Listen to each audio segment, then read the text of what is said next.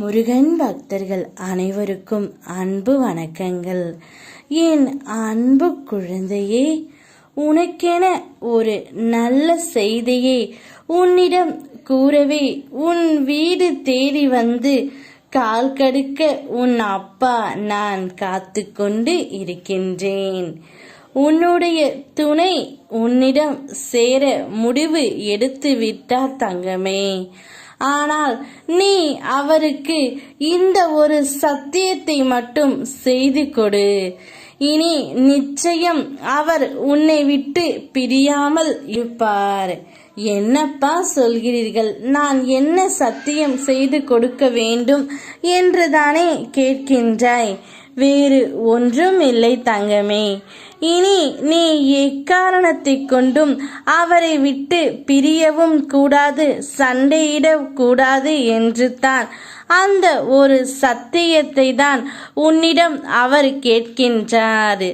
என்ன சண்டை வந்தாலும் இனி என்னை விட்டு நீ போகக்கூடாது என்ற ஒரு வார்த்தையை அவரிடம் சொல்லிவிடு தங்கமே.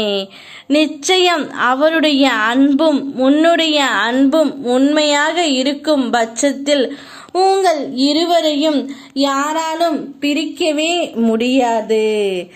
இந்த பிறவியில் மட்டுமல்ல, ஏழேழு எத்தனை ஜென்மங்கள் எடுத்தாலும் உன் துணை உனக்காகவே படைக்கப்பட்டவர்.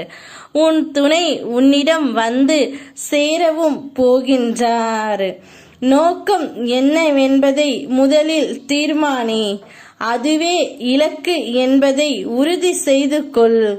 எதற்கும் பயப்படாதே, தயங்காதே. இலக்கை நோக்கி அடியெடுத்து வை. தொடர்ந்து முன்னேறு. சோதனைகள் அனைத்தும் விலகிவிடும். பாதைகள் தெளிவாகும். நோக்கத்தை நீ அடைந்தே தீருவாய். உனக்காக உன் அப்பா நான் துணை நின்று தான் இருப்பேன். பார்க்கும் அனைத்தையும் மனதிற்கு கொண்டு செல்லவும் கூடாது, மனதில் நினைப்பது அனைத்தையும் பேசிவிடவும் கூடாது. இரண்டுமே உனக்கு பிரச்சனையை தான் தரும். அதனால் பொறுமையாக நிதானமாக எல்லோரிடத்திலும் பேசு தங்கமே. அனுபவம் இல்லாத வாழ்க்கையும் அனுபவிக்காத வாழ்க்கையும் வீண்தான் தங்கமே. அதனால் இந்த ஜென்மத்தில் நீயும் உன் துணையும் சந்தோஷமாக வாழ பழக கற்றுக்கொள். நிச்சயம் உன் துணை உன்னிடம் வந்து சேருவார். உறவுகளுக்குள் விட்டு கொடுத்தலும் அனுசரித்தலும் அவசியம் என்பதை நீ புரிந்து கொண்டால் போதும். உன்னுடைய வாழ்க்கை மிக மகிழ்ச்சியாக இருக்கும். யாம் இருக்க பயமேன். ஓம் முருகா.